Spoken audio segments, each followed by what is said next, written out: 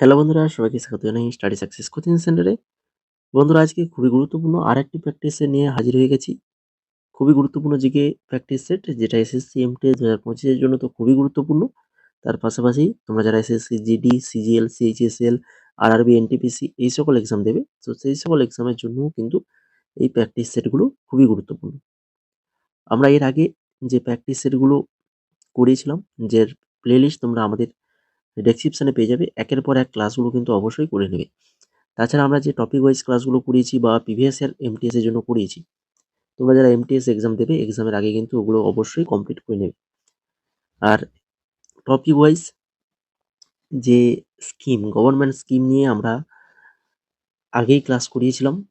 তাছাড়া আমরা এই রিসেন্টও একটা ক্লাস দিয়েছি, এবং তার সাথে এই গভর্নমেন্ট স্কিমের 130 খানা কোশ্চেন আনসার এর পিডিএফ কিন্তু আমরা আমাদের টেলিগ্রামে দিয়ে দিয়েছি।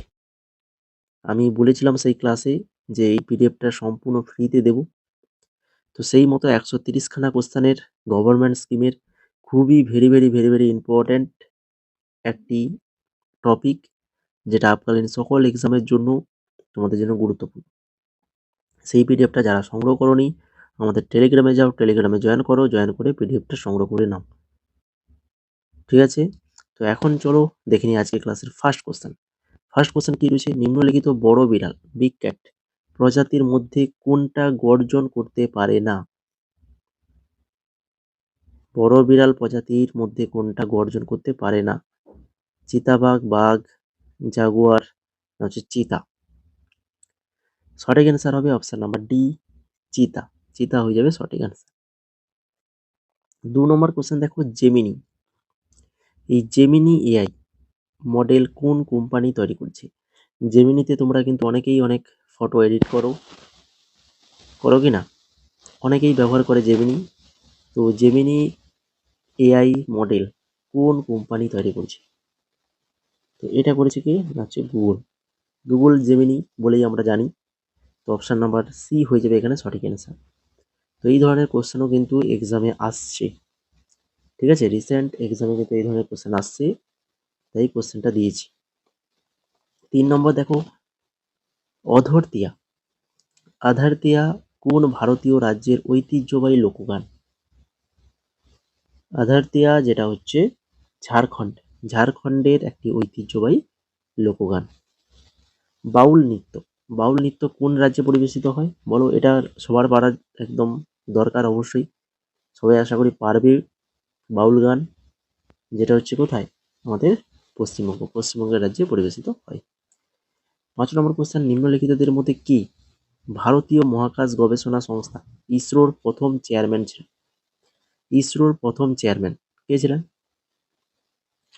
ডক্টর বিক্রম এ সারাভাই। ডক্টর বিক্রম এ সারাভাই ছিলেন।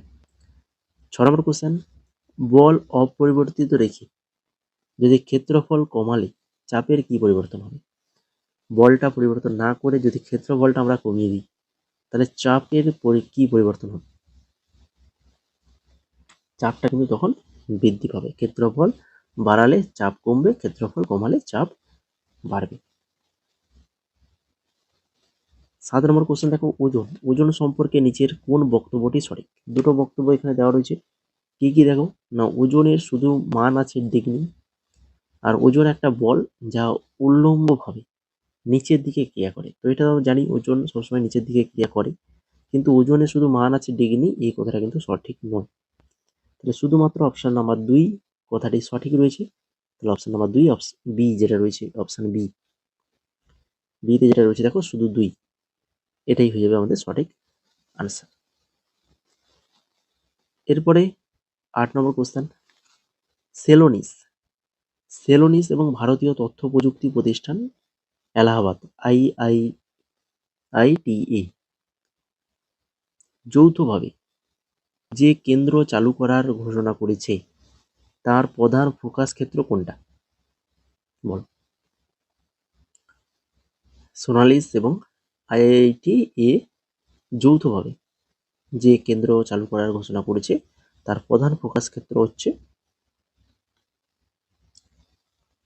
Object centric process mind. Object centric process mining, option number D হয়ে যাবে সঠিক আনসার। তারপরে 9 নম্বর question, the Gopi diaries finding love. The Gopi diaries finding love বইটির লেখক কি? এই বইটির লেখক কে? সুধা মূর্তি, অপশন নাম্বার এ সঠিক অ্যান্সার, সুধা মূর্তি। 10 নম্বর কোশ্চেন, ভারতে জাতীয় পেনশন ব্যবস্থা কবে চালু করা হয়? ভারতে জাতীয় পেনশন ব্যবস্থা কবে চালু করা হয়? 2004, 2004 সালে চালু করা হয়। গুরু গোবিন্দ সিংহের মৃত্যুর কোন সালে হয়েছিল? গুরু গোবিন্দ সিংহের মৃত্যু কত সালে হয়েছিল? 1708, 1708 সালে হয়েছিল। ভারতে বিশেষ অর্থনৈতিক অঞ্চল অর্থাৎ এসইজেড বিধিমালা 2006 কবে কার্যকর হয়? এসইজেড রুল 2006 কবে কার্যকর হয়? বলো। ভারতে এসইজেড রুলস 2006 যেটা কার্যকর হয়েছিল ফেব্রুয়ারি 2006, ফেব্রুয়ারি 2006 কার্যকর হয়েছিল। আর তোমরা যারা ক্লাসটাকে এখনো লাইক করোনি, তো আমি বলিনি বলে অনেকেই ক্লাসটাকে লাইক করে। যদি ভালো লাগে থাকে লাইক কমেন্ট শেয়ার করবে। তার পাশাপাশি যদি নতুন হয়ে থাকো, চ্যানেলটাকে না সাবস্ক্রাইব করে থাকো, তো অবশ্যই সাবস্ক্রাইব করে ফেলো, কেননা এই ধরনের গুরুত্বপূর্ণ জিকে ক্লাস প্রত্যেক দিন আমাদের চ্যানেলে পাবে এক্সামের আগে পর্যন্ত। ঠিক আছে, এক্সামের আগে পর্যন্ত তোমাদের এইভাবে প্র্যাকটিস সেটগুলো দিয়ে যাবো। আর অবশ্যই প্র্যাকটিস সেটগুলো দেখবে। যারা আমাদের নোটসগুলো নিয়েছো, প্রত্যেকে নোটস যারা নিয়েছো নোটস তো পড়বেই পড়বে, তার পাশাপাশি কিন্তু ক্লাসগুলো রেগুলার করবে। ঠিক আছে, আর যদি কেউ নোটস নিতে চাও এমটিএস 2025-এর, তো আমাদের এই হোয়াটসঅ্যাপ নাম্বার রয়েছে, এই হোয়াটসঅ্যাপ নাম্বারে মেসেজ করবে। ফুল কম্বো নোটস, যেখানে তোমরা 4টাই subject math, reasoning, GK, English 4টা সাবজেক্ট পাবে 149 টাকায় অল নোটস পাবে। তাছাড়া যদি তোমরা শুধু জিকে নোটস নিতে চাও সেটাও পাবে। তাছাড়া যদি আমাদের যে প্র্যাকটিস সেট 45খানা প্র্যাকটিস সেট নিয়ে একটা পিডিএফ বানানো হয়েছে, যার প্রাইস রাখা হয়েছে 45 টাকা, এই পিডিএফটা যদি কেউ নিতে চাও তাহলে সেটাও জন্য মেসেজ করবে। এছাড়া আমাদের আরও অন্যান্য নতুন এডুকেটিভ প্যাটার্নের এক্সামের কোশ্চেন আনসার রয়েছে, পিডিএফ রয়েছে, তোমরা যদি নিতে চাও তো মেসেজ করো। 2-এর বেশি আমাদের কাছে যদি 2-এর বেশি পিডিএফ নাও তো তার জন্য কিন্তু আমার স্পেশাল ছাড় রয়েছে। আমরা তো আমাদের পিডিএফের প্রত্যেকটা পিডিএফে একদম স্বল্প প্রাইস নিচ্ছি, একদম স্বল্প প্রাইসেই পিডিএফগুলো দেওয়া হচ্ছে। তো তাছাড়া তোমরা যদি কেউ 2-এর বেশি পিডিএফ নাও তো তার জন্য কিন্তু বিশেষ ছাড় দেওয়া হবে। ঠিক আছে, তো তার জন্য আমাদের এই হোয়াটসঅ্যাপ নাম্বার রয়েছে, এই হোয়াটসঅ্যাপ নাম্বারে মেসেজ করো। তো এবার দেখো 13 নম্বর কোশ্চেন কি রয়েছে। ভারতীয় রাজ্য বিধানসভা নির্বাচনে ভোট দেওয়ার ন্যূনতম বয়স কত? ভারতীয় রাজ্য বিধানসভা নির্বাচনে ভোট দেওয়ার ন্যূনতম বয়স কত হয়?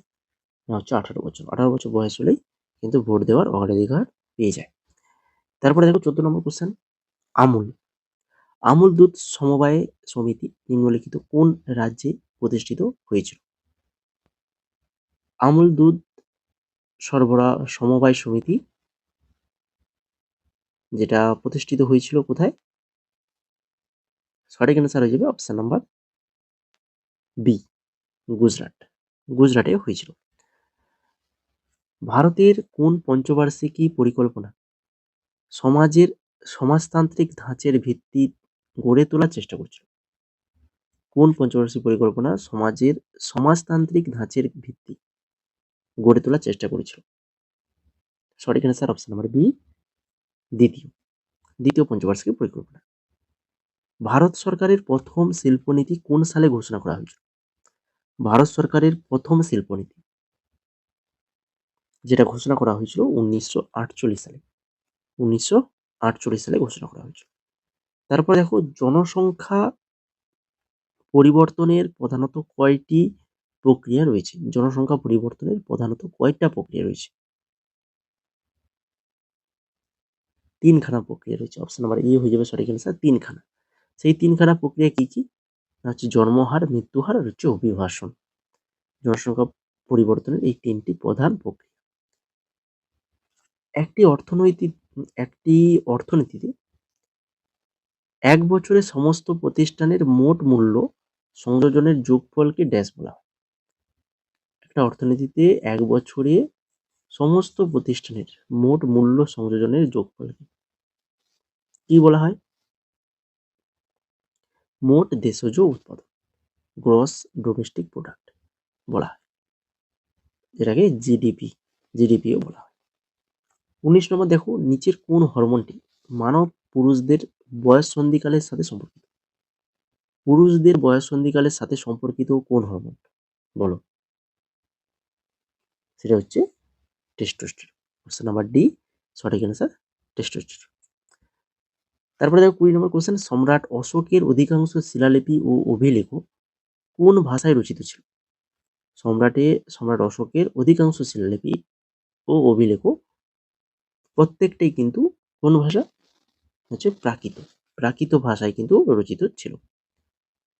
ভারতে জাতীয় বিজ্ঞান দিবস কোন বিজ্ঞানীর কৃতিত্বকে স্মরণ করে ফেব্রুয়ারি 28 তারিখে উদযাপিত হয়? 28শে ফেব্রুয়ারি উদযাপিত হয় জাতীয় বিজ্ঞান দিবস, যেটা হচ্ছে সিভি রমনের